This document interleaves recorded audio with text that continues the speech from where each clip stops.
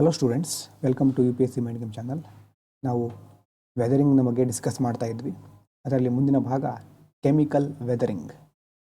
ಏನು chemical weathering ಅಂತಂದರೆ decomposition of rocks in situ due to combined action of water and minerals. ನೋಡಿ, decomposition ಅಂತಂದರೆ ಏನು ಹೇಳಿ? Breaking down by chemical reaction. Force ಇದ್ದರೆ, mechanical force ಇದ್ದರೆ ಅದು ಫಿಸಿಕಲ್ಲು. ಆದರೆ ಕೆಮಿಕಲ್ ರಿಯಾಕ್ಷನಿಂದ ರಾಕ್ ಬ್ರೇಕ್ ಡೌನ್ ಆಗ್ತಾ ಇದ್ದರೆ, ಕೆಮಿಕಲ್ ರಿಯಾಕ್ಷನಿಂದ ಆಗ್ತಾ ಇದ್ದರೆ ಏನು? ಅದು ಡಿಕಂಪೋಸಿಷನ್. ಇದು ಅದನ್ನೇ ಹೇಳ್ತಾ ಇರೋದು, decomposition of the racks in ಸಿಟು. ಇನ್ ಸಿಟು ಅಂತಂದರೆ ಎಲ್ಲಿ ಇದ್ದಲ್ಲೇ ಅಂತ, ಬಹಳ ದೂರ ಎಲ್ಲೆಲ್ಲೋ ರಾಕ್ ಹೋಗಿ ಆಮೇಲೆ ಬ್ರೇಕ್ ಡೌನ್ ಆಗೋದಲ್ಲ. Rock is broken at the same place. Rock ಎಲ್ಲಿದೆಯೋ ಅಲ್ಲೇ ಬ್ರೇಕ್ ಆಗುತ್ತೆ. ಹೇಗಾಗುತ್ತೆ? When water reacts with minerals inside rocks, the chemical composition changes. ಒಂದು ರಾಕ್ ಇದೆ, ಈಗ ಮಳೆಗಾಲ ಶುರುವಾಯಿತು ಅಂತ ಇಟ್ಕೊಳ್ಳಿ. ಈಗ ರಾಕ್ಗಳಲ್ಲಿ ಜಾಯಿಂಟ್ಸ್ ಇರುತ್ತೆ, ಫಾಲ್ಟ್ಗಳಿರುತ್ತೆ, ಫ್ರ್ಯಾಕ್ಚರ್ ಇರುತ್ತೆ. ಫ್ರ್ಯಾಕ್ಚರ್ ಮೂಲಕ ಮಳೆ ನೀರು ಒಳಗಡೆ ಹೋಗಿ ಸೇರ್ಕೋಬಹುದು. ಸೇರಿಕೊಂಡಾಗ ಅಲ್ಲಿರುವಂಥ ರಾಕ್ ಮಿನರಲ್ಗಳ ಜೊತೆ ರಿಯಾಕ್ಟ್ ಆಗುತ್ತೆ ನೀರು, ವಾಟರು. ಆವಾಗ ಕೆಮಿಕಲ್ ಕಾಂಪೋಸಿಷನ್ ಚೇಂಜ್ ಆಗುತ್ತೆ. ಈ ಒಂದು ರಾಕ್ ಇನ್ನಷ್ಟು ಸಾಫ್ಟ್ ಆಗ್ತಾ ಹೋಗುತ್ತೆ. ಆವಾಗ ಡಿಸ್ಇಂಟಿಗ್ರೇಟ್ ಆಗುತ್ತೆ. ಈ ಡಿಸ್ಇಂಟಿಗ್ರೇಷನ್ನು ಇನ್ಸಿಟು, ಆ ಜಾಗದಲ್ಲೇ ಆಗೋದು. So chemical weather is it rocks are dissolved or chemically altered, not just broken physically. Physical ಆಗಿ ಬ್ರೇಕ್ ಆಗೋದು ಮಾತ್ರ ಅಲ್ಲ, ಡಿಸಾಲ್ವ್ ಆಗಬಹುದು ಅಥವಾ ಕೆಮಿಕಲಿ ಆ ಒಂದು ರಾಕ್ ಬದಲಾಗಬಹುದು. Generally calcium and limestone rich rocks are subjected to chemical weathering. ಮುಖ್ಯವಾಗಿ ಯಾವಾಗಲೂ ನಾವು ಹೆಚ್ಚು ಕಂಡು ಬರೋದು ಈ ಕೆಮಿಕಲ್ ವೆದರಿಂಗನ್ನು ನಾವೆಲ್ಲಿ ನೋಡ್ತೇವೆ ಅಂತಂದರೆ, ಕ್ಯಾಲ್ಶಿಯಮು ಮತ್ತು ಲೈಮ್ಸ್ಟೋನ್ ಹೆಚ್ಚಿರುವಂತಹ ರಾಕ್ಗಳಲ್ಲಿ ನಾವು ಕೆಮಿಕಲ್ ವೆದರಿಂಗನ್ನು ಜಾಸ್ತಿ ನೋಡಬಹುದು. ಯಾಕಂತಂದರೆ limestone contains lot of calcium carbonate. ಲೈಮ್ಸ್ಟೋನಲ್ಲಿ ಕ್ಯಾಲ್ಶಿಯಂ ಕಾರ್ಬೋನೇಟ್ ತುಂಬ ಇರುತ್ತೆ. ಅದು ಮಳೆ ನೀರಿನಲ್ಲಿ ಈಸಿಯಾಗಿ ಡಿಸಾಲ್ವ್ ಆಗುತ್ತೆ, which dissolves easily in rain water. Hence limestone areas, ಲೈಮ್ಸ್ಟೋನ್ಗಳು ಇರುವಂಥ ಏರಿಯಾಗಳಲ್ಲಿ ನಾವು ಜಾಸ್ತಿ ಕೆಮಿಕಲ್ ವೆದರಿಂಗನ್ನು ನೋಡ್ತಾ ಹೋಗ್ಬೋದು. ಕೆಮಿಕಲ್ ವೆದರಿಂಗ್ನಲ್ಲಿ ಯಾವ್ಯಾವ ಥರ ಟೈಪ್ ಇದೆ? ಮೊದಲನೇದು ಸೊಲ್ಯೂಷನ್. ಸೊಲ್ಯೂಷನ್ ಅಂತಂದರೆ dissolution of minerals which are soluble in water. ನೀವು ಬೇಸಿಕ್ ಕೆಮಿಸ್ಟ್ರಿ ಬಗ್ಗೆ ಕೇಳಿದರೆ ಗೊತ್ತಿಲ್ಲ, ಒಂದು ದ್ರಾವಣ ಅಂತೆಲ್ಲ ಬರುತ್ತಲ್ವ, ದ್ರಾವಣ ಹೇಗೆ ತಯಾರಾಗುತ್ತೆ, ಸೊಲ್ಯೂಷನ್ ಹೇಗೆ ತಯಾರಾಗುತ್ತೆ, ದ್ರಾವಕಗಳು ಮಿಕ್ಸ್ ಆಗುತ್ತೆ ಇಲ್ಲ. ಇಲ್ಲಿ ಸೊಲ್ಯೂಷನ್ ಅಂತಂದರೆ ದ್ರಾವಣದ ಬಗ್ಗೆ ಹೇಳ್ತಾ ಇರೋದು. ಏನಾಗುತ್ತೆ? Dissolution of mineral which are soluble in water. ನೀರಿನಲ್ಲಿ ಕರಗುವಂತಹ ಮಿನರಲ್ಗಳು ಡಿಸಾಲ್ವ್ ಆಗೋದು. ಕೆಲವೊಂದು ಮಿನರಲ್ಗಳು, some minerals dissolve directly in water like sugar in tea. Tea ಇದೆ, ಟೀ ಮಾಡ್ತೇವಲ್ವಾ, ಟೀ ಅಥವಾ ಕಾಫಿ ಯಾವುದಾದ್ರೂ ಒಂದು ಎಕ್ಸಾಂಪಲ್ ತಗೊಂಡ್ರೆ, ಅದರಲ್ಲಿ ನಾವು ಶುಗರ್ ಹಾಕ್ತೇವೆ, ಸಕ್ಕರೆಯನ್ನು ಹಾಕ್ತೇವೆ. ಟೀ ಮಾಡಬೇಕಾದ್ರೆ ಸಕ್ಕರೆ ಸಂಪೂರ್ಣವಾಗಿ ಅದರಲ್ಲಿ ಕರಗುತ್ತೆ. ಅದೇ ಥರನೇ ಈಗ ಮಿನರಲ್ಗಳಿದ್ದಾವೆ. ಮಿನರಲ್ಗಳು ಡೈರೆಕ್ಟ್ಲಿ ವಾಟರಲ್ಲಿ ಡಿಸಾಲ್ವ್ ಆಗುತ್ತೆ. ಇದು ರಾಕ್ ಸಾಲ್ಟ್ ಇರ್ಬೋದು, ಜಿಪ್ಸಮ್ ಇರ್ಬೋದು, ಲೈಮ್ಸ್ಟೋನ್ ಇರ್ಬೋದು, ಇದೆಲ್ಲ ಮಿನರಲ್ಗಳು. ಈ ಮಿನರಲ್ಗಳು ವಾಟರಲ್ಲಿ ಡಿಸಾಲ್ವ್ ಆಗುತ್ತೆ ಡೈರೆಕ್ಟಾಗಿ. ಈ ಡಿಸಾಲ್ವ್ ಆದಾಗ ಏನಾಗುತ್ತೆ? Rain water dissolve these minerals. Rain ವಾಟರಲ್ಲಿ ಡಿಸಾಲ್ವ್ ಆಗುತ್ತೆ. ಇದು ರಾಕ್ ವೀಕ್ ಆಗುತ್ತೆ, ಬ್ರೇಕ್ ಆಗುತ್ತೆ. ಸೇಮ್ ಪ್ರೊಸೆಸ್, ವೀಕ್ ಆಗೋದು ಬ್ರೇಕ್ ಆಗೋದೆಲ್ಲ ಕೇಳಿದಿರಿ ನೀವು. ಅದಕ್ಕಿಂತ ಮೊದಲು ಇಲ್ಲಿ ಮಿನರಲ್ಗಳು ಡಿಸಾಲ್ವ್ ಆಗೋದು ಇಂಪಾರ್ಟೆಂಟ್. ಇನ್ನು ಕಾರ್ಬೋನೇಷನ್ ಎರಡನೇ ರೀತಿಯಾದಂತಹ chemical weathering. It is the solution of minerals of the rocks which are rich in calcium and limestone. ಹೆಸರಲ್ಲೇ ಇದೆ ಕಾರ್ಬೋನೇಷನ್ ಅಂತಂದರೆ. ಮುಖ್ಯವಾಗಿ ಇಲ್ಲಿ ಕೆಲವೊಂದು ಫಾರ್ಮುಲಾಗಳೆಲ್ಲ ಬರುತ್ತೆ, ಅದು ನೆನ್ಪಿಟ್ಕೊಳ್ಳಿ, ಬೈಹರ್ಟ್ ಮಾಡಿ ಅಂತ ಹೇಳಲ್ಲ ನಾನು. ಆದರೆ ಅದ್ರ ಬಗ್ಗೆ ತಿಳ್ಕೊಂಡಿದ್ರೆ ಒಳ್ಳೆಯದು. ಕ್ಯಾಲ್ಶಿಯಮು ಮತ್ತು ಲೈಮ್ಸ್ಟೋನ್ ಅಂತಂದರೆ ಏನು? ಇವಾಗ ಲೈಮ್ಸ್ಟೋನಲ್ಲಿ ಏನಿರುತ್ತೆ? ಮೇಲುಗಡೆ ಹೇಳಿದ್ದೆ ಕ್ಯಾಲ್ಶಿಯಂ ಕಾರ್ಬೋನೇಟ್ ಇರುತ್ತೆ. ಕಾರ್ಬೋನೇಷನಲ್ಲಿ ಏನಾಗುತ್ತೆ? ಮುಖ್ಯವಾಗಿ ಮಿನರಲ್ಗಳು ಯಾವ್ಯಾವ ರಾಕ್ಗಳಲ್ಲಿ ಕ್ಯಾಲ್ಶಿಯಂ ಲೈಮ್ಸ್ಟೋನ್ ರಿಚ್ ಇರುತ್ತೋ ಅವು ಡಿಸಾಲ್ವ್ ಆಗುತ್ತೆ. ಕಾರ್ಬನೇಷನ್ ಎಸ್ಪೆಷಲಿ ಎಫೆಕ್ಟ್ಸ್ ಲೈಮ್ಸ್ಟೋನ್, ಜಾಸ್ತಿ ಲೈಮ್ಸ್ಟೋನಿಗೆ ಎಫೆಕ್ಟ್ ಆಗೋದು. Normally rainfall slightly acidic in nature. Normal rainfall acidic ಇರುತ್ತೆ. ಅಸಿಡಿಕ್ಕು ಬೇಸಿಕ್ಕು ಅಂತಂದರೆ pH ಲೆವೆಲ್ ಅಂತ ಬರುತ್ತೆ, ಅದರಲ್ಲಿ ನಾವು ಇದನ್ನು ನೋಡ್ತಾ ಹೋಗ್ತೇವೆ. ಆದರೆ ಡೀಟೇಲ್ ಆಗಿ ನೋಡಬೇಕಾದ ಅವಶ್ಯಕತೆ ಇಲ್ಲ, ಅದು ಸೈನ್ಸ್ ಆ್ಯಂಡ್ ಟೆಕ್ನಾಲಜಿ ಪಾರ್ಟಲ್ಲಿ ಬರುವಂತಹ ಕೆಲವೊಂದು ವಿಷಯ. ಅದು ನಾರ್ಮಲ್ ರೈನ್ಫಾಲ್ ಸ್ಲೈಟ್ಲಿ ಅಸಿಡಿಕ್ ಆಗಿರುತ್ತೆ ಅನ್ನೋದು ಗೊತ್ತಿರಲಿ, because rain water reacts with atmospheric CO2. ವಾತಾವರಣದಲ್ಲಿರುವಂತಹ ಕಾರ್ಬನ್ ಡೈಆಕ್ಸೈಡ್ ಜೊತೆ ಮಳೆ ನೀರು ರಿಯಾಕ್ಟ್ ಆಗಿ ಒಂದು ವೀಕ್ ಆ್ಯಸಿಡನ್ನು ಫಾರ್ಮ್ ಮಾಡುತ್ತೆ. ಏನಾದ್ರ ಹೆಸರು ಕಾರ್ಬೋನಿಕ್ ಆ್ಯಸಿಡ್ ಅಂತ. ಉದಾಹರಣೆಗೆ CO2 ಇದೆ ವಾತಾವರಣದಲ್ಲಿ, ರೈನ್ ವಾಟರ್ ಅಂದರೆ H2O, ಎರಡು ರಿಯಾಕ್ಟ್ ಆದಮೇಲೆ ಬರೋದು H2CO3 ಕಾರ್ಬೋನಿಕ್ ಆ್ಯಸಿಡ್ ಅಂತ. ಹಾಗಾಗಿ even normal rainfall has this weak acid. ಸಾಮಾನ್ಯವಾಗಿರುವಂತಹ ಮಳೆ ನೀರಿನಲ್ಲೂ ಈ ಒಂದು ವೀಕ್ ಆ್ಯಸಿಡ್ ಇರುತ್ತೆ. ಈ ವೀಕ್ ಆ್ಯಸಿಡ್ ಇದೆಯಲ್ವಾ, this carbonic acid reacts with limestone and calcium minerals. ಈ ವೀಕ್ ಆ್ಯಸಿಡ್ ಮಳೆ ನೀರು ಈ ಲೈಮ್ಸ್ಟೋನ್ ಮತ್ತು ಕ್ಯಾಲ್ಶಿಯಂ ಮಿನರಲ್ಗಳ ಜೊತೆ ರಿಯಾಕ್ಟ್ ಆಗುತ್ತೆ. And such process is known as carbonation. ಜೊತೆಗೆ ನಾವು ಕಾರ್ಬೋನೇಷನ್ ಅಂತ ಕರಿತೇವೆ. ಏನಾಗುತ್ತೆ, ಇದರಲ್ಲಿ ಕಾರ್ಬೋನಿಕ್ ಆ್ಯಸಿಡ್ಡು ಲೈಮ್ಸ್ಟೋನ್ನ ಡಿಸಾಲ್ವ್ ಮಾಡುತ್ತೆ, ಕೇವ್ ಕ್ರಿಯೇಟ್ ಆಗುತ್ತೆ, ಸಿಂಕ್ ಹೋಲು, ಅಂಡರ್ಗ್ರೌಂಡ್ ಡ್ರೈನೇಜ್ ಎಲ್ಲ ಕ್ರಿಯೇಟ್ ಆಗುತ್ತೆ. ಇದ್ರ ಬಗ್ಗೆ ನೋಡ್ತೇವೆ ನಾವು ಮುಂದೆ, ಯಾವ ಥರ ಕಾರ್ಸ್ಟ್ ಟೋಪೋಗ್ರಫಿ ಅನ್ನೋದೆಲ್ಲ ವರ್ಡ್ ಬಂದಾಗ ನಾವು ಹೇಳ್ತೇವೆ, ಅದ್ರ ಬಗ್ಗೆ ಡಿಸ್ಕಸ್ ಮಾಡಲಿಕ್ಕಿದ್ದೇವೆ. Carbonation is the process that forms karst landscapes. Bharat, Khasi, Meghalaya, Slovenia, Guilin in China example. ಈ ಕಾರ್ಸ್ಟ್ ಬಗ್ಗೆ ಮುಂದೆ ನಾವು ಡಿಸ್ಕಸ್ ಮಾಡಲಿಕ್ಕಿದ್ದೇವೆ. ಅರ್ಥ ಆಗದಿದ್ದರೆ ಏನು ತಲೆ ಕೆಡಿಸ್ಕೋಬೇಡಿ. ಆದರೆ ಮುಖ್ಯವಾದ ಪಾಯಿಂಟ್ ಏನು, ಕಾರ್ಬೋನಿಕ್ ಆ್ಯಸಿಡ್ ಯಾವುದರಲ್ಲಿರೋದು, ಮಳೆ ನೀರಿನಲ್ಲಿರೋದು. ಅದು ಲೈಮ್ಸ್ಟೋನ್ ಜೊತೆ ರಿಯಾಕ್ಟ್ ಆಗುತ್ತೆ. ರಿಯಾಕ್ಟ್ ಆಗಿ ಲೈಮ್ಸ್ಟೋನು ಈ ಕಾರ್ಬೋನಿಕ್ ಆ್ಯಸಿಡ್ನಲ್ಲಿ ಡಿಸಾಲ್ವ್ ಆಗುತ್ತೆ. ಇದು ಎರಡನೇದು ಕಾರ್ಬೋನೇಷನ್. ಮೂರನೇದು oxidation. Rocks which are rich in iron in equatorial and the subtropical region due to high heat and humidity get oxidised. This process is known as oxidation. ನೋಡಿ, ಈಗ ಭೂಮಿಯನ್ನು ನೆನಪು ಮಾಡ್ಕೊಳ್ಳಿ. ಇಕ್ವೇಟರ್ ಎಲ್ಲಿ ಬರುತ್ತೆ, ಟ್ರಾಪಿಕ್ಕು ಸಬ್ ಟ್ರಾಪಿಕಲ್ ಎಲ್ಲಿ ಬರುತ್ತೆ, ಆ ಭಾಗ ನೆನಪಾಗಲಿ. ಈ ಭಾಗದಲ್ಲಿರುವಂಥ ರಾಕ್ಸ್ಗಳು ಐರನ್ನಲ್ಲಿ ರಿಚ್ ಇರುತ್ತೆ, ಐರನ್ ಕಂಟೆಂಟ್ ಜಾಸ್ತಿ ಇರುತ್ತೆ. ಜಾಸ್ತಿ ಇದ್ದಾಗ ಒಂದು ಹೀಟ್, ಹ್ಯುಮಿಡಿಟಿ, ತಾಪಮಾನ ಮತ್ತು ತೇವಾಂಶ ಎರಡರಿಂದಾಗಿ ಈ ಒಂದು ರಾಕ್ಸ್ಗಳು ಆಕ್ಸಿಡೈಸ್ ಆಗೋದು. ಆಕ್ಸಿಡೈಸ್ ಅಂತಂದ್ರೆ ಏನು, ಆಕ್ಸಿಡೇಷನ್ ಅಂತಂದ್ರೆ ಏನು, ಈ ಐರನ್ ಇದೆಯಲ್ವಾ, ಐರನ್ನು ಆಕ್ಸಿಜನ್ ಜೊತೆ ರಿಯಾಕ್ಟ್ ಆಗೋದು. ಆಕ್ಸಿಜನ್ ರಿಯಾಕ್ಟ್ಸ್ ವಿತ್ ಐರನ್, ಅದರಿಂದ ಏನಾಗುತ್ತೆ, ರಸ್ಟಿಂಗ್ ಅಂತ ಕರಿತೇವೆ. ಈಗ ಕಬ್ಬಿಣಕ್ಕೆ ತುಕ್ಕು ಹಿಡಿಯೋದು ಅಂತ ಹೇಳ್ತೀವಲ್ವಾ ಕನ್ನಡದಲ್ಲಿ, ಅದೇ ಥರ ಇದಕ್ಕೆ ನಾವು ಇಂಗ್ಲೀಷಲ್ಲಿ ರಸ್ಟಿಂಗ್ ಅಂತ ಕರಿತೇವೆ. ಹೀಟ್ ಮತ್ತು ಮಾಯಿಶ್ಚರ್ ಎರಡರಿಂದಾಗಿ ರಿಯಾಕ್ಷನ್ ಜಾಸ್ತಿ ವೇಗವನ್ನು ಪಡ್ಕೊಳ್ಳುತ್ತೆ. Heat and moisture accelerate the reaction. ಹಾಗೆ ರಾಕ್ ಏನಾಗ್ತಾ ಹೋಗುತ್ತೆ, ಸಾಫ್ಟ್ ಮತ್ತು ವೀಕ್ ಆಗ್ತಾ ಹೋಗುತ್ತೆ, ಆಮೇಲೆ ಬ್ರೇಕ್ ಆಗುತ್ತೆ. ಏನು ಹೇಳ್ತಾ ಇರೋದು ನಾವು, ಇಕ್ವೇಟರ್ ಮತ್ತು ಸಬ್ ಟ್ರಾಪಿಕಲ್ ರೀಜನ್ನಲ್ಲಿ ರಾಕ್ಸ್ಗಳಲ್ಲಿ ಐರನ್ ಕಂಟೆಂಟ್ ಜಾಸ್ತಿ ಇರುತ್ತೆ. ಐರನ್ ಕಂಟೆಂಟು ಅಲ್ಲಿ ಹೀಟ್ ಮತ್ತು ಹ್ಯುಮಿಡಿಟಿನೂ ಜಾಸ್ತಿ ಇರೋದ್ರಿಂದ ಅದ್ರ ಜೊತೆ ರಿಯಾಕ್ಟ್ ಆಗಿ ಬಹಳ ಬೇಗ ಸಾಫ್ಟ್ ಆಗುತ್ತೆ, ಬ್ರೇಕ್ ಆಗುತ್ತೆ. ಮತ್ತು oxidation is responsible for reddish brown crust covering the areas. ನೀವು ನೋಡಿರ್ಬೋದು, ಈ ಆಕ್ಸಿಡೇಷನ್ ಆದಾಗ ರಸ್ಟ್ ಬಂದಮೇಲೆ ಸ್ವಲ್ಪ ರೆಡಿಶ್ ಬ್ರೌನ್ ಏರಿಯಾ, ಮನೆಯಲ್ಲಿ ಕಬ್ಬಿಣದ ಸಾಮಗ್ರಿಗಳಿಗೆ ತುಕ್ಕು ಹಿಡಿದಾಗ ರಸ್ಟ್ ಆದಾಗ ಅಲ್ಲಿ ಯಾವ ಥರ ಒಂದು ಬಂದ್ಕೊಂಡಿರುತ್ತೆ ಅಂತಂದರೆ ಆಲ್ಮೋಸ್ಟ್ ರೆಡಿಶ್ ಬ್ರೌನ್ ಕಲರಿನ ಒಂದು ಎಲಿಮೆಂಟನ್ನು ನೀವು ನೋಡ್ಬೋದು. ಹಾಗಾಗಿನೇ ಈ ಆರ್ಕಿಯನ್ ನೀಸ್ ಆ್ಯಂಡ್ ಶಿಸ್ಟ್ ಈ ಭಾಗ ಅಂತ ನಾವು ಏನನ್ನು ಕರಿತೇವೆ. ಮತ್ತು ಈ ಒಂದು ವಲಯದ ಮಣ್ಣಿನಲ್ಲಿ ಸಹ ಈ ಅಂಶವನ್ನು ನೋಡ್ತಾ ಹೋಗ್ಬೋದು. Iron rich rocks become reddish brown after oxidation like rust on metal.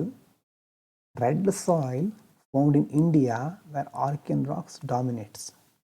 ನಮ್ಮ ದೇಶದಲ್ಲಿ ಕೆಂಪು ಮಣ್ಣು ಅಂತ ಹೇಳ್ತೀವಲ್ವ, ಆ ಕೆಂಪು ಮಣ್ಣಿದ್ದಾಗ ಅಲ್ಲಿ ಆರ್ಕಿಯನ್ ರಾಕ್ಗಳಿದೆ ಹೆಚ್ಚಾಗಿ ಬಹುತೇಕವಾಗಿ. ಆರ್ಕಿಯನ್ ರಾಕ್ಗಳಲ್ಲಿ ಇರುವಂಥ ರೆಡ್ ಸಾಯಿಲ್ ರೆಡ್ ಕಲರ್ ಯಾಕೆ ಬಂತು ಹಾಗಾದರೆ? ಇಲ್ಲಿ ಅದಕ್ಕೆ ಆನ್ಸರ್ ಇದೆ ನೋಡಿ. ಮಣ್ಣಿನ ಒಂದು ಕಲರ್ ಇದೆಯಲ್ವಾ, ಮಣ್ಣಿನ ಕಲರ್ ರೆಡ್ ಆಗ್ಲಿಕ್ಕೆ ಕಾರಣ ಏನು? ಎಲ್ಲ ಕಡೆ ಒಂದೇ ಥರ ಮಣ್ಣಿರೋದಿಲ್ಲ. ರೆಡ್ ಕಲರ್ ಯಾಕಿದೆ ಅಂತಂದರೆ ಐರನ್ ಇತ್ತು, ಅದರಲ್ಲಿ ಐರನ್ನು ಆಕ್ಸಿಜನ್ ಜೊತೆ ರಿಯಾಕ್ಟ್ ಆಯಿತು, ಆಕ್ಸಿಡೇಷನ್ ಆಯಿತು. So red soil, red colour is because of oxidation of iron minerals. Iron ಮಿನರಲ್ಗಳ ಆಕ್ಸಿಡೇಷನ್ ಆಗೋದ್ರಿಂದ ಅದಕ್ಕೆ ರೆಡ್ ಕಲರ್ ಬಂದಿದೆ. ಇನ್ನು ಹೈಡ್ರೇಷನ್ ಅಂತಂದರೆ adding up of water, therefore rocks expand and crack. ಇದು ಮೊದಲು ನೋಡಿದ ಹಾಗೆ ನಾವು ವಾಟರ್ ಮಾಲಿಕ್ಯೂಲ್ಗಳು ರಾಕ್ ಮಿನರಲ್ಗಳಲ್ಲಿ ಎಂಟರ್ ಆಗುತ್ತೆ. ಮಿನರಲ್ಸ್ಗಳು ಆ ಒಂದು ವಾಟರನ್ನು ಅಬ್ಸಾರ್ಬ್ ಮಾಡ್ಕೊಳ್ಳುತ್ತೆ, ಸ್ವೆಲ್ ಆಗುತ್ತೆ, ಪ್ರೆಷರ್ ಇನ್ಕ್ರೀಸ್ ಆಗುತ್ತೆ, ಒಳಗಡೆ ಕ್ರ್ಯಾಕ್ಗಳು ಕ್ರಿಯೇಟ್ ಆಗುತ್ತೆ. ಹೈಡ್ರೇಷನ್ ಅಂತಂದರೆ ಹೈಡ್ರೋಜನ್ ಅಂತೆಲ್ಲ ಕೇಳಿರ್ಬೋದು ನೀವು, ಜಲಜನಕ ಅಂತೆಲ್ಲ. ಹೈಡ್ರಾಲಜಿ ಅಥವಾ ಹೈಡ್ ಅಂತ ಏನೇನು ಬರುತ್ತೋ ಅಲ್ಲೆಲ್ಲ ವಾಟರ್ ಕಂಟೆಂಟ್ ನಾವು ಎಕ್ಸ್ಪೆಕ್ಟ್ ಮಾಡಬಹುದು. ಹೈಡ್ರೇಷನ್ ಅಂತಂದ್ರೂ ಹಾಗೆ, addition of water into mineral structure causing swelling. Extra add ಆಗ್ತಾ ಇದ್ದ ಹಾಗೆ ಅಲ್ಲಿ ರಾಕ್ಗಳು ಅದನ್ನು ಅಬ್ಸಾರ್ಬ್ ಮಾಡಿಕೊಂಡು ಆ ಕ್ರ್ಯಾಕ್ ಇರ್ಬೋದು ಒಳಗಡೆ ಅಬ್ಸಾರ್ಬ್ ಆಗಿ ಅದು ಎಕ್ಸ್ಪ್ಯಾಂಡ್ ಆಗಲಿಕ್ಕೆ ಟ್ರೈ ಆಗುತ್ತೆ, ಎಕ್ಸ್ಪ್ಯಾಂಡ್ ಆಗಲಿಕ್ಕೆ ಮುಂದಾಗುತ್ತೆ, ಆವಾಗ ಕ್ರ್ಯಾಕ್ ಕ್ರಿಯೇಟ್ ಆಗುತ್ತೆ. ಸೇಮ್ ನಾವು ಆಲ್ಮೋಸ್ಟ್ ಫಿಸಿಕಲ್ ವೆದರಿಂಗಲ್ಲೂ ಇದೇ ಥರದನ್ನು ನೋಡ್ತೇವೆ ಅಲ್ವಾ? ಫ್ರೀಸ್ ಆ್ಯಂಡ್ ಥಾ ಅಂತ ಹೇಳಿದ್ದೆ, ನೆನಪಿದೆಯಾ? ಹಾಗಾಗಿ ಅದೇ ಥರ ಇಲ್ಲಿ ವಾಟರ್ ಮಾಲಿಕ್ಯೂಲ್ಗಳಲ್ಲಿ ಎಂಟರ್ ಆಗಿ ಅಬ್ಸಾರ್ಬ್ ಆಗಿ ಸ್ವೆಲ್ ಆಗಿ ರಾಕಲ್ಲಿ ಕ್ರ್ಯಾಕ್ ಫಾರ್ಮ್ ಆಗಿ ಬ್ರೇಕ್ ಆಗೋದು. ಯಾವ್ಯಾವುದು ಹಾಗಾದರೆ? ಕೆಮಿಕಲ್ ವೆದರಿಂಗ್ ಅಂತಂದ್ರೆ ಏನು? ಫಸ್ಟು ಈಗ ಬೇಕಿದ್ರೆ ನೀವು ಬರ್ಕೋಬಹುದು ಇಷ್ಟನ್ನು. ಕೆಮಿಕಲ್ ವೆದರಿಂಗ್ ಅಂತಂದರೆ decomposition of the rocks. Decomposition ಅಂತಂದರೆ breaking down by chemical reaction, not by force. In situ ಅಂತಂದರೆ ಎಲ್ಲಾಗುತ್ತೋ, ರಾಕಿಗೆ ಬೇರೆ ಎಲ್ಲ ಹೋಗಿ ಆಗೋದಿಲ್ಲ, ರಾಕ್ ಎಲ್ಲಿದೆಯೋ ಅಲ್ಲೇ ಆಗೋದು ಇನ್ಸಿಟು. ನಾನು ಯಾವುದನ್ನು ಈಗ ಬ್ಲ್ಯಾಕಲ್ಲಿ ಬೋಲ್ಡ್ ಕೊಟ್ಟಿರ್ತೇನೋ ಅದು ಇಂಪಾರ್ಟೆಂಟು. ಈ ಕೆಳಗಡೆ ಕೊಟ್ಟಿರೋದು ಎಕ್ಸ್ಪ್ಲನೇಷನ್ನು, ಅದು ಇಂಪಾರ್ಟೆಂಟ್. ನಿಮಗೆ ಬೇಕು ಅಂತಂದರೆ ಬರ್ಕೋಬಹುದು. ಹಾಗಾಗಿ ಈ ಬೋಲ್ಡಲ್ಲಿ ಕೊಟ್ಟಿರೋದನ್ನು ಯಾವುದೇ ಕಾರಣಕ್ಕೂ ಮಿಸ್ ಮಾಡಬೇಡಿ, ಅದು ಬಹಳ ಇಂಪಾರ್ಟೆಂಟ್. ಓದಬೇಕಾದ್ರೂ ಇದಕ್ಕೆ ಸ್ವಲ್ಪ ಹೈಲೈಟ್ ಮಾಡಿ, ಅಂಡರ್ಲೈನ್ ಮಾಡಿ ಇಟ್ಕೊಳ್ಳಿ. ಡಿಕಂಪೋಸಿಷನ್ ಆಗುತ್ತೆ ಇನ್ಸಿಟು, ಸೇಮ್ ಪ್ಲೇಸಲ್ಲಿ ಹಾಕೋದು. ಮತ್ತು ಕೆಮಿಕಲಿ ಅಲ್ಟ್ರ್ ಆಗಬಹುದು, ರಾಕ್ಸು ಡಿಸಾಲ್ವ್ ಆಗುತ್ತೆ, ಫಿಸಿಕಲಿ ಬ್ರೇಕ್ ಆಗೋದಿಲ್ಲ. ಜಸ್ಟ್ ಫಿಸಿಕಲ್ ಬ್ರೇಕ್ ಆಗೋದು ಮಾತ್ರ ಅಲ್ಲ, ಕೆಮಿಕಲಿ ಸಹ ಚೇಂಜ್ ಆಗಲಿಕ್ಕೆ ಸಾಧ್ಯತೆ ಇದೆ. ಮತ್ತು ಕ್ಯಾಲ್ಶಿಯಂ ಲೈಮ್ಸ್ಟೋನ್ ರಾಕ್ಗಳು ಜಾಸ್ತಿ ಕೆಮಿಕಲ್ ವೆದರಿಂಗಿಗೆ ಒಳಗಾಗುತ್ತವೆ. ಯಾವ್ಯಾವ ಥರ ಇದೆ ಅದನ್ನು ಪಾಸ್ ಮಾಡಿ ಬರ್ಕೊಳ್ಳಿ ಬೇಕಿದ್ರೆ. Next types of chemical weathering. ಮೊದಲನೇದು ಸೊಲ್ಯೂಷನ್. ಇಲ್ಲೇನಾಗುತ್ತೆ, ಮಿನರಲ್ಗಳು ನೀರಿನಲ್ಲಿ ಡಿಸಾಲ್ವ್ ಆಗುತ್ತೆ ಡೈರೆಕ್ಟ್ಲಿ. ರೇನ್ ವಾಟರ್ನಲ್ಲಿ ರಾಕ್ ಸಾಲ್ಟ್, ಜಿಪ್ಸಮ್, ಲೈಮ್ ಸ್ಟೋನ್ನೆಲ್ಲ ಇರ್ಬೋದು. ಮಿನರಲ್ಗಳು ಡಿಸಾಲ್ವ್ ಆಗಿ ರಾಕ್ ವೀಕ್ ಆಗುತ್ತೆ, ಬ್ರೇಕ್ ಆಗುತ್ತೆ. ಎರಡನೇದು ಕಾರ್ಬೋನೇಷನ್ನು. ಕಾರ್ಬೋನೇಷನ್ ಅಂತಂದರೆ ನಾರ್ಮಲ್ ರೈನ್ಫಾಲ್ ಇದೆಯಲ್ವ, ಅದು ಆ್ಯಸಿಡಿಕ್ ಇನ್ ನೇಚರು. ಅದರಲ್ಲಿ ಏನಿರುತ್ತೆ, ವೀಕ್ ಕಾರ್ಬೋನಿಕ್ ಆ್ಯಸಿಡ್ ಇರುತ್ತೆ. ಆ ಕಾರ್ಬೋನಿಕ್ ಆ್ಯಸಿಡ್ಡು ಲೈಮ್ ಸ್ಟೋನ್ ಮತ್ತು ಕ್ಯಾಲ್ಶಿಯಂ ಜೊತೆ ರಿಯಾಕ್ಟ್ ಆಗಿ ಅದನ್ನು ಡಿಸಾಲ್ವ್ ಮಾಡ್ಕೊಳ್ಳುತ್ತೆ. ಅದಕ್ಕೆ ನಾವು ಕಾರ್ಬೋನೇಷನ್ ಅಂತ ಕರೀತೇವೆ. ಇನ್ನು ಆಕ್ಸಿಡೇಷನ್ ಅಂತಂದರೆ ಐರನ್ ಕಂಟೆಂಟ್ ಜಾಸ್ತಿ ಇರುವಂಥ ರಾಕ್ಗಳು ಆ ಒಂದು ವಾತಾವರಣದಲ್ಲಿನ ಆಕ್ಸಿಜನ್ ಜೊತೆ ರಿಯಾಕ್ಟ್ ಆದಾಗ ರಸ್ಟಿಂಗ್ ಆಗುತ್ತೆ. ಅದೇ ಕಾರಣದಿಂದಾಗಿಯೇ ನಾವು ರೆಡ್ ಸಾಯಿಲ್ ನೋಡ್ತೀವಲ್ವ. ಯಾಕೆ ರೆಡ್ ಇದೆ ಅಂತಂದರೆ ಐರನ್ ಮಿನರಲ್ಗಳು ಆಕ್ಸಿಡೇಷನ್ ಆಗಿರೋದ್ರಿಂದ. ಇನ್ನು ಹೈಡ್ರೇಷನ್ ಅಂತಂದರೆ adding up of water, therefore rocks expand and crack. Add ಆಗೋದು ಯಾಕಂತಂದರೆ ವಾಟರ್ ಆ್ಯಡ್ ಆಗಿ ಮಿನರಲ್ಗಳು ಎಕ್ಸ್ಪ್ಯಾಂಡ್ ಆಗುತ್ತೆ, ಆದಮೇಲೆ ಕ್ರ್ಯಾಕ್ ಕ್ರಿಯೇಟ್ ಆಗುತ್ತೆ, ರಾಕ್ ಬ್ರೇಕ್ ಆಗುತ್ತೆ. ಇನ್ನು significance or importance of weathering. ಏನಾಗುತ್ತೆ ವೆದರಿಂಗಿಂದ ಏನು ಇಂಪಾರ್ಟೆಂಟು? ಇದು ಮೇನ್ಸಿಗೆ ಸಂಬಂಧಪಟ್ಟಿರೋದು. ಮೇನ್ಸ್ ಇದು ನೀವು ಬರ್ಕೊಳ್ಬೇಕಾಗಿರೋದು. Weathering causes loosening of the rocks. ವೆದರಿಂಗಿಂದ ರಾಕ್ ಲೂಸ್ ಆಗುತ್ತೆ, ಅದಂತೂ ಹೌದು.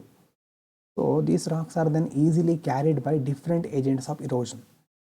ಫಸ್ಟ್ ನಾವು ನೋಡಿದ್ವಿ ವೆದರಿಂಗ್ನಿಂದ ಇರೋಷನ್ಗೆ ಹೆಲ್ಪ್ ಆಗುತ್ತೆ ಅಂತ. ರಾಕ್ ಬ್ರೇಕ್ ಆಯಿತು ಅಂತಂದರೆ ಮತ್ತು ನೆಕ್ಸ್ಟ್ ಅದು ಇರೋಷನ್ ಆಗಲಿಕ್ಕೆ ಬಹಳ ಹೆಲ್ಪ್ ಆಗುತ್ತೆ. So weathering breaks rocks. Without weathering erosion would be slow. Erosion weathering ಆಗದೇ ಇದ್ರೆ ಸ್ಲೋ ಆಗ್ತಾ ಇರುತ್ತೆ. ಡಿಫ್ರೆಂಟ್ ಏಜೆಂಟ್ಸ್ ಆಫ್ ಇರೋಷನ್ಗೆ ವೆದರಿಂಗ್ ಹೆಲ್ಪ್ ಮಾಡುತ್ತೆ. ಅದ್ರ ಜೊತೆ weathering also causes breaking big mountains.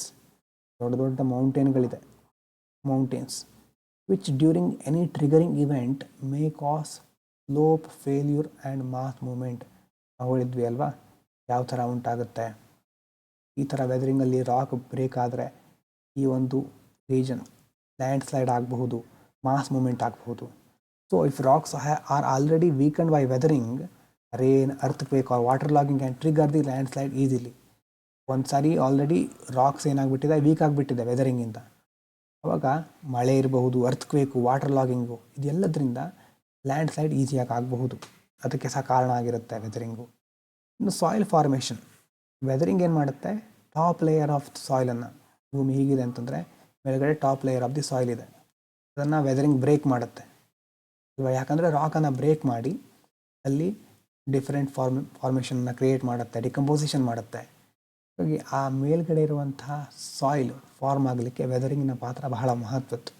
Soil ಅಂತಂದ್ರೆ ಏನು, ರಾಕ್ ಪಾರ್ಟಿಕಲ್ಸ್ ಮತ್ತು ಆರ್ಗ್ಯಾನಿಕ್ ಮ್ಯಾಟರ್. ಈ ವೆದರಿಂಗ್ ಏನು ಮಾಡುತ್ತೆ, ಈ ವೆದರಿಂಗು ಮುಖ್ಯವಾಗಿ ರಾಕ್ ಪಾರ್ಟಿಕಲ್ಗಳನ್ನು ಕೊಡುತ್ತೆ. ಈಗ ಮಣ್ಣು ಅಂತ ಕೈಲಿ ಹಿಡ್ಕೊಂಡ್ರೆ ಎಷ್ಟೋ ಚಿಕ್ಕ ಚಿಕ್ಕ ಕಲ್ಲುಗಳ ಚೂರು ಇರುತ್ತೆ ಅಲ್ವಾ, ರಾಕ್ ಪಾರ್ಟಿಕಲ್ ಇರುತ್ತೆ.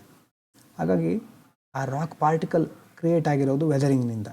So these rock particles are a base component of soil that is provided by this weathering. It also allows microorganisms to live into the soil, thus increasing the fertility of the soil. ಮೊದಲು ಒಂದ್ಸರಿ ನಾವು ನೋಡಿದ್ವಿ ಅಂತಂದರೆ top layer of the soil ಕೆಳಗಡೆ ಇರೋದ್ರ ಜೊತೆ mix ಆಗುತ್ತೆ ವೆದರಿಂಗ್ನಿಂದ. ಆವಾಗ top ಲೇಯರಿಗೆ oxygen ಜಾಸ್ತಿ ಇರುತ್ತೆ ಟಾಪ್ ಲೇಯರ್ ಹತ್ರ, ಯಾಕಂತಂದರೆ ಅದು ಅಟ್ಮಾಸ್ಫಿಯರ್ ಜೊತೆ ಕನೆಕ್ಷನಲ್ಲಿರುತ್ತೆ. ಆವಾಗ ಆ ಆಕ್ಸಿಜನ್ನು ಬಾಟಮ್ ಲೇಯರಿಗೆ ಸಹ ಹೋಗಿ ಸೇರ್ಕೋಬಹುದು. ಮತ್ತು ಅದರ ಜೊತೆ ಮೈಕ್ರೋ ಆರ್ಗನಿಸಮ್ಸ್ಗಳು ಉಳಿಲಿಕ್ಕೆ, ಫರ್ಟಿಲಿಟಿ ಹೆಚ್ಚಾಗಲಿಕ್ಕೆ ಇದರಿಂದ ಹೆಲ್ಪ್ ಆಗುತ್ತೆ. And rock becomes soil, microbes enter. Rock soil ಆಗ್ತಾ ಇದ್ದ ಹಾಗೆ ಮೈಕ್ರೋಬ್ಗಳು ಎಂಟರ್ ಆಗುತ್ತೆ, ಸಾಯಿಲು ಫರ್ಟೈಲ್ ಆಗುತ್ತೆ. ಇನ್ನು biotic factors such as flora, fauna ಎಲ್ಲ ಇರುತ್ತಲ್ವ, will enrich the soil through factors such as humification, mineralisation.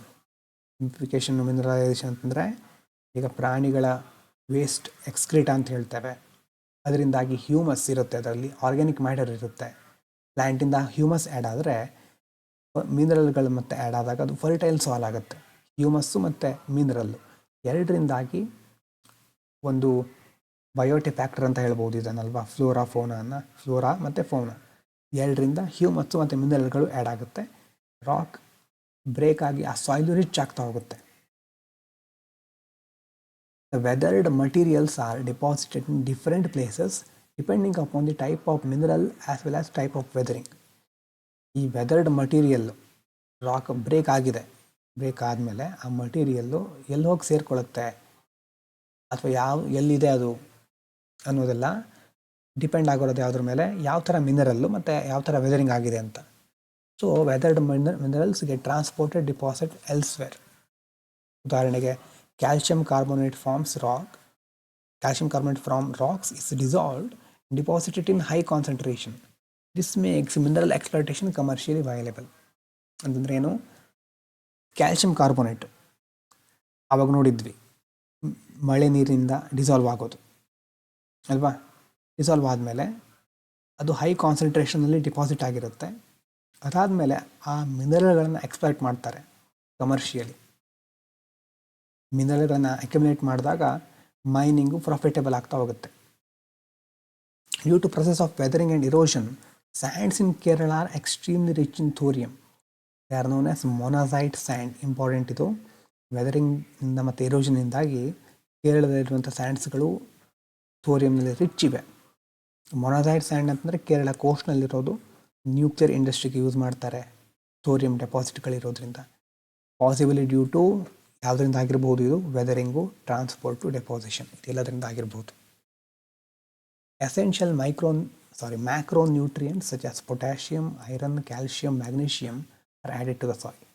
ಇದೆಲ್ಲ ಏನು ನಾವು ನೋಡ್ತಾ ಇರೋದು ಹೇಳಿ, ಸಿಗ್ನಿಫಿಕೆನ್ಸ್ ಇಂಪಾರ್ಟೆನ್ಸ್ ಅಂತ ನೋಡ್ತಾ ಇರೋದು ವೆದರಿಂಗ್ನಿಂದ ಈ ಪೊಟ್ಯಾಷಿಯಮು, ಐರನ್ನು, ಕ್ಯಾಲ್ಶಿಯಮು, ಮ್ಯಾಗ್ನೀಷಿಯಮು ಎಲ್ಲ ಮ್ಯಾಕ್ರೋ ನ್ಯೂಟ್ರಿಯೆಂಟ್ಸ್ಗಳು ಬಹಳ important ಬೇಕಾಗಿರುವಂಥದ್ದು.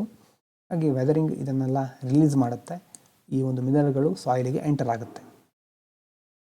These macronutrients then through plants enter the food chain, thus gives us nutrients. ನೋಡಿ ಎಲ್ಲಿಗೆಲ್ಲಿ ಕನೆಕ್ಟ್ ಆಯಿತು ಅಂತ.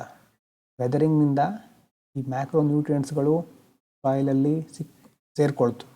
ಸಾಯಿಲಲ್ಲಿ ಸೇರ್ಕೊಂಡ್ಮೇಲೆ ಅದನ್ನು ಒಂದು ಗಿಡ, ಮರ ಯಾವುದಾದ್ರೂ ಇರ್ಬೋದು, ಆ ಪ್ಲ್ಯಾಂಟ್ ಅದನ್ನು ಯೂಸ್ ಮಾಡ್ಕೊಳ್ಳುತ್ತೆ. ಆ ಪ್ಲ್ಯಾಂಟನ್ನು ನಾವು ಸೇವಿಸ್ತೇವೆ. ನಮ್ಮ ಫುಡ್ ಚೈನಲ್ಲಿ ಅದು ಆ ನ್ಯೂಟ್ರಿಯೆಂಟ್ಸ್ಗಳು ಆ್ಯಡ್ ಆಯಿತು.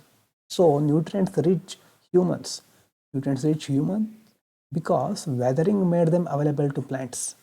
ನೋಡಿ, ವೆದರಿಂಗ್ನಿಂದ ಪ್ಲ್ಯಾಂಟಿಗೆ ಅದು ಸಿಕ್ತು, ಆಮೇಲೆ ಅದು ನಮ್ಗೆ ಸಿಗೋದು. ಹಾಗಾಗಿ ನಮ್ಮ ಜೀವನ ಸರಿಯಾಗಿ ನಡೀಲಿಕ್ಕೆ ವೆದರಿಂಗ್ ಸಹ ಇಂಪಾರ್ಟೆಂಟ್.